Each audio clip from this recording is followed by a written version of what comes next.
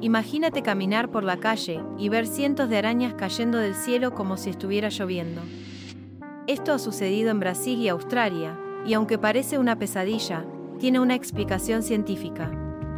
Algunas especies de arañas, como la Parawixia bistriata, usan un método llamado ballooning. Suben a lo alto de árboles o postes y liberan hilos de seda. El viento los eleva, permitiéndoles viajar kilómetros de distancia. En ciertas condiciones, grandes grupos de arañas se desplazan juntas, dando la impresión de que llueven del cielo.